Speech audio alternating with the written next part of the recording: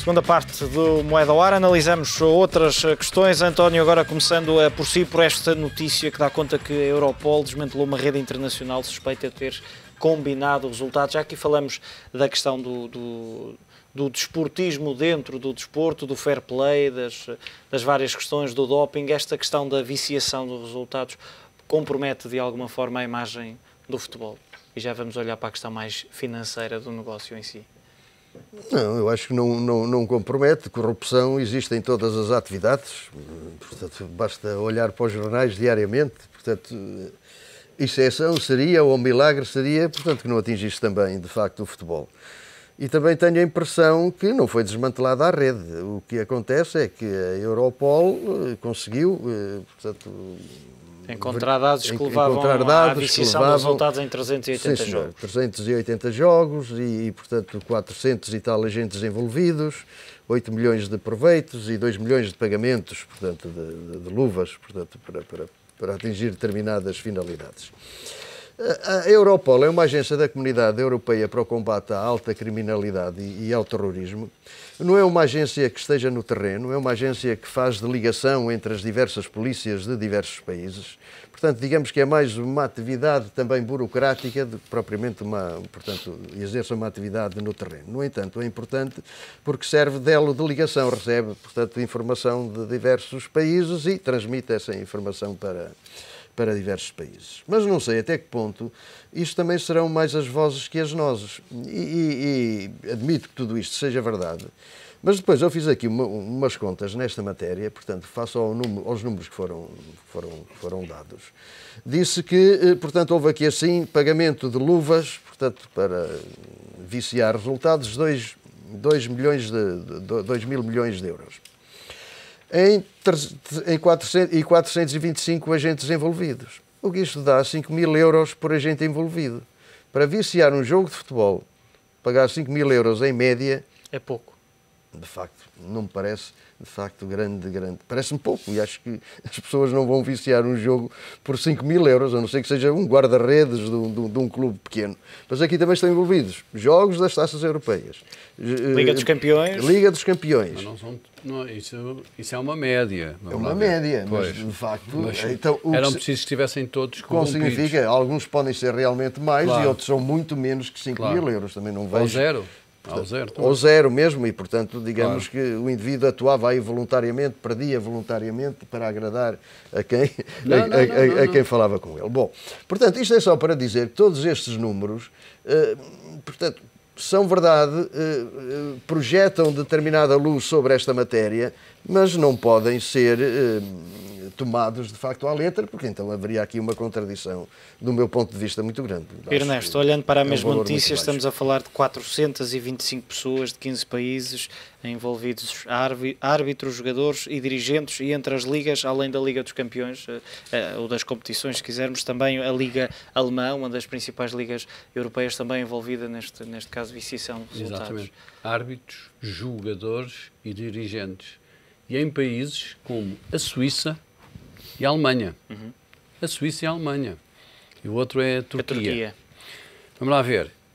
A diferença é tão somente esta. O próprio comunicado da FIFA diz isso. É que na Alemanha já estão presas 14 pessoas e o total das sentenças a que eles foram condenados somam 39 anos de prisão. Portanto, é preciso também acrescentar isto. Não é só, de facto, uma notícia. Há, em concreto, na Alemanha, 14 pessoas que já foram condenadas no âmbito deste processo e a soma das condenações dá 39 anos de prisão. E acho 3 anos por pessoa, normal. Pronto. Vamos lá ver. Nós aqui já neste programa, mais que uma vez, falámos que o desporto, e em especial o desporto profissional, e dentro do desporto profissional, o futebol profissional, há 3 áreas que têm que ser combatidas, que é a corrupção, cá está, isto tem a ver com as apostas ilegais. Em Portugal andamos a falar na legalização das apostas desportivas há anos e não conseguimos chegar a acordo nenhum. É a corrupção, é o doping e é a violência. E estas três matérias têm que ser preocupar todos os desportistas, independentemente da cor, e todas as autoridades, porque de facto, o futebol profissional é facílimo de perceber, é por isso que se deve também a sua popularidade. As regras de jogo são muito mais fáceis que qualquer outro jogo. É um desporto planetário a nível do planeta e, portanto, tem que ser defendido. E, portanto, tudo o que seja corrupção, violência e doping não pode doer as mãos aos julgadores no sentido de julgar, e os adeptos não podem ser nem pacientes, nem compreensivos com este tipo de atuação. O caso da Alemanha é um caso exemplar, sem grande ruído, sem grande estrondo, 14 pessoas condenadas, soma 39 anos de prisão. Ponto final, parágrafo. Horácio. Bem, nós ainda não conhecemos inteiramente o perímetro de toda esta operação. Esperemos que não nos bata nada à porta, não é? Como é evidente. Agora, quando diz que não nos bata nada à porta, a Liga Portuguesa, naturalmente. Agora, é evidente que isto não abona em favor de coisíssima nenhuma, porque basta recordarmos, por exemplo, há muitos anos, a queda vertiginosa que teve, parece que não tem nada a ver, mas tem, que teve o boxe profissional, quando se percebeu que, afinal de contas, um era pago para ganhar e o outro era pago para perder, e, portanto, o jogo estava viciado à partida. Ao mesmo tempo, estamos a assistir a qualquer coisa, enfim, não é muito parecido, mas com os mesmos problemas ao nível do ciclismo, via do doping. A partir desta altura, todos temos o direito de admitir que os vencedores da Volta a Portugal, da Volta à França, de todas estas voltas, acabam por estar todos dopados depois do que aconteceu ao Lance Armstrong e, enfim, a todos os outros. Se este ambiente de corrupção e onde existe homem, existe ganância e existe corrupção, sempre existiu e se calhar sempre vai continuar a haver, é evidente que é muito complicado. Isto custa imenso perceber que o futebol pode entrar por aqui. Se entrar por aqui pode correr sérios riscos de desacreditação, porque se nós olhamos para o campeonato, enfim, como o Ernesto disse bem, da Suíça ou da Alemanha, e começamos a desconfiar que os resultados estão fabricados da Liga dos Campeões, da Liga dos Campeões, isso seria ainda muito mais grave, tem toda a razão, a coisa torna-se muito séria, não é? Porque é evidente que é descredibilização total. Nós também temos as nossas descredibilizações, mas isso é outra história. Não é a primeira vez. Temos o caso dos Jogos Olímpicos, temos o caso agora da votação da próprio Platini relativamente ao Qatar. Portanto, exatamente, no caso do Qatar tem toda a razão. Temos de facto aqui, a nível internacional, um conjunto de acontecimentos que não são meras especulações da comunicação social, que têm que ser levadas às últimas consequências, porque senão isto não tem fim. Sim, mas é evidente que não são especulações da comunicação social, porque de facto isso existe, está comprovado, não tem, portanto, não tem dúvida nenhuma. Mas também temos que tem que haver sempre aqui assim temos que aferir da quantidade, portanto, de suspeitas face à quantidade de jogos que se fazem. Foram 380 jogos. 380 jogos deve ser 0,000 qualquer coisa. De facto, dos jogos que se fazem, é evidente, se fosse só um já era mau. Mas vamos lá ver, não é algo que entre na substância ainda, portanto, do futebol. Agora, deve-se atalhar a partir do primeiro momento, isso sem dúvida nenhuma. Exatamente. Mudando de tema e voltando a si, Horácio, esta questão da final da Taça no Jamor, algumas incertezas no início, entretanto a Federação a confirmar que pelo menos nos próximos 3 anos e após um plano de melhoramentos, que a final mantém-se no Jamor. É importante que a final continue neste sítio, não sei se diria mítico, que é uma expressão muito utilizada no mundo futebolístico. Olha, eu acho que este, que é quase um caso, eu diria que é um não caso, mas depois passou a ser um caso, é verdade. A final da Taça no estádio do Jamor é uma questão, à partida, inquestionável. A final da Taça é no estádio do Jamor. Ponto. Porquê que se começou a discutir isto há uns anos atrás? Temos que o dizer, a partir do momento em que o presidente do Futebol Clube do Porto, por razões, enfim, da estratégia pessoal dele, de liderança do clube e da afirmação do Futebol Clube do Porto, começou permanentemente a criticar a final da Taça no Jamor, glosou inclusivamente que era um estádio municipal de Oeiras, e, portanto, levou isto para um terreno de discussão de todo desajustado e até injusto. De facto, a maioria das pessoas, como se percebe, querem a final da Taça no estádio do Jamor. Enfim, não temos nenhuma sondagem qualificada, mas é opinião. E depois, há aqui um aspecto que eu acho extremamente importante e que reforça um pouco uma lógica bairrista em redor desta questão, que é legítima, como é evidente, está fora de questão, em redor do estádio do Jamor. Dizia-se, diz-se os defensores desta tese, que, por exemplo, se houver uma final, que este ano não vai acontecer, Futebol Clube do Porto de Braga, a final é disputada a 300 km das cidades. É verdade que a final é disputada a 300 km da sede dos clubes. Agora, a questão que se põe é esta. Se houver uma final da Taça de Portugal a 300 km de Lisboa, eu acho que, por exemplo, nenhum benfiquista, pela própria dimensão do clube, vai admitir que isso vai afetar a presença dos benfiquistas no estádio da final. Ou seja, quando se imagina uma final no Jamor, imagina-se uma fileira de autocarros pela A1 abaixo, em direção ao Estádio Nacional, que são do Futebol Clube do Porto. Depois, naturalmente, Braga, sendo um clube mais pequeno, outra fileira de autocarros. Eu confesso, pelo meu benfiquismo, como é evidente, provavelmente até quantificável, eu não acredito que se uma final, que não estou de acordo, se fosse no Algarve ou se fosse no Norte, que se fosse imaginar uma fileira de autocarros de adeptos benfiquistas em direção ao Porto, em direção ao Sul, porque os benfiquistas estão presentes em todo o lado. Ou seja, isto é um fenómeno, de facto, regionalista, e que já teve algumas experiências até aborrecidas. Porque, por exemplo, eu lembro, e lembramos todos perfeitamente que aqui há uns anos atrás, por causa desta pressão, uma final da Taça de Portugal foi deslocada para o Estádio das Antas. Foi o único clube grande que até hoje jogou uma final da Taça de Portugal em casa. Felizmente perdeu com um gol do Carlos Manuel, que o Benfica foi lá ganhar a taça. E, portanto, há aqui exemplos que não fazem, de facto, para nós, muito sentido. Não foi a única final. E eu acho que... António, as questões de segurança, em concreto, também têm sido levantadas e, de resto, o comunicado da Federação diz isso mesmo, depois de um melhoramento ou de um plano de melhoramentos. Bom, primeiro ponto, o Presidente do Futebol Clube do Porto não tem concordado com a final da taça no estádio do Jamor, portanto é com ele, tem toda a legitimidade para concordar, para discordar, portanto quanto isso é indiscutível e não vejo que isso seja qualquer tipo realmente de argumento.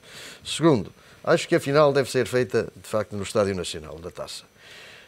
E minimizo todas estas questões que se levantam. Eu vi muitas finais no estádio do Jamor. Eu nunca tive problema de segurança. Houve um problema grave de segurança quando houve a questão do Very Light. Do Very Light. Depois disso, pessoas a fugir dos cavalos da GNR quando há maior aglomeração, mais ou menos, são coisas perfeitamente controladas. Acho que neste momento está a fazer, portanto, fantasmas por tudo e por nada. De facto, são as questões das casas de banho, são as questões que são fracas, não há dúvida nenhuma. Não, mas há muita gente. São fracas, questões, mas são verdadeiras. As questões... Tantas finais que fizeram lá. É evidente que jogar no Estádio do Dragão é muito mais cómodo, ou ir ao Estádio do Dragão é muito mais cómodo que ir ao Estádio Nacional, sem dúvida nenhuma. Mas nós agora, eu acho que a população está feita num vidrinho. Qualquer coisa que lhe toque, parte. Acho que não pode ser assim. Ernesto.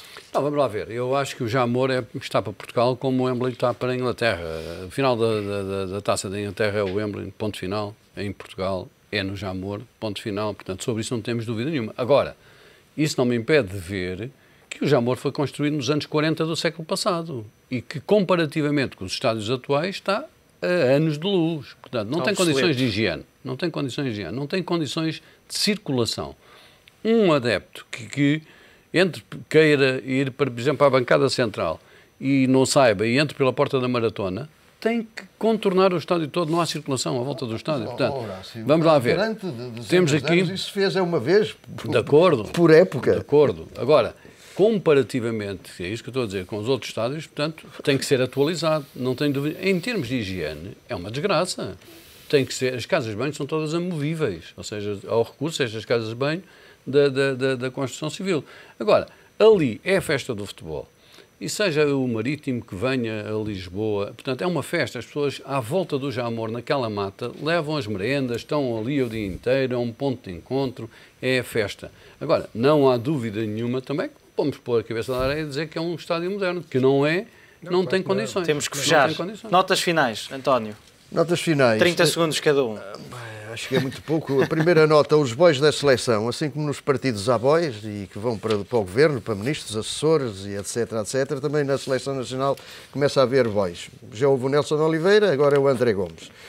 O Benfica fez 31 jogos, o André Gomes fez 13 jogos, nem sequer metade, é o 16º jogador mais utilizado no Benfica, não é sequer titular indiscutível. E, portanto, foi convocado para a seleção. Acho que isto é um ultraje a jogadores bons que militam noutros clubes e que mereciam, portanto, a sua hora também de chegar à seleção nacional. Não é que se não deva dar asas a quem as merece, mas, de facto, muitas vezes dão-se asas muito depressa e depois ficam todos queimados. Segundo, Portanto, agora nota positiva. O Porto e a grande exibição que fez, portanto, contra o Vitória de Guimarães, que foi considerada, de facto, um dos melhores jogos da época e que levou, inclusivamente, o diretor do jornal A Bola a tecer encomiásticos louvores à equipa de futebol do Porto, comparando com o Barcelona. António. Eu só queria dizer, dar mais uma nota. O jornal A Bola fez 68 anos na semana passada. É um jornal, tecnicamente, muito extraordinariamente bem feito. Já que estamos num programa Moeda ao Ar, eu passo ao lado da tendência de ser um jornal tendencioso e queria felicitar a Bola por seu sentido. Eu, como é muito rápido, apenas queria felicitar o Paulo Bento por estar, de facto, a rejuvenescer a seleção nacional e, felizmente, os poucos jogadores portugueses jovens que estão a aparecer, como, por exemplo, o André Gomes e o Nelson Oliveira, são jovens de futuro e, portanto, vejo com muito agrado a capacidade de rejuvenescimento da seleção nacional, porque neste momento, ao nível de futebol do Porto ou até de Sporting, há muitos poucos jogadores com esta idade capazes de representar a seleção e é a formação do Benfica que está a vir ao de cima e a afirmar-se. Ernesto. Não, eu congratular-me, de facto, com a solução encontrada pelos órgãos sociais do Sporting, evitando uma Assembleia Geral que ia ficar na história pela negativa do Sporting. Felicitar o Cristiano Ronaldo pela maturidade que teve ontem perante a comunicação social e um adepto ou dois que, quando ele ia passar, gritaram pelo Messi e, de facto, ele teve uma maturidade muito grande e perguntou aos jornalistas se, de facto, isto era motivo para ser a primeira pergunta para ele. E felicitar também o Paulo Bento. O Paulo Bento, tenho a certeza absoluta de uma coisa, não faz fretes a ninguém. Se ele convoca, é porque na cabeça dele ele acha que realmente são aqueles os melhores jogadores. Isso é uma grande virtude. Meus senhores, o Ronaldo que faz hoje 28 anos. Meus senhores, foi um prazer tê-los mais uma semana comigo aqui em estúdio. E quanto a si, já sabe, voltamos a entrar em campo dentro de 8 dias. Até lá tenha uma ótima semana.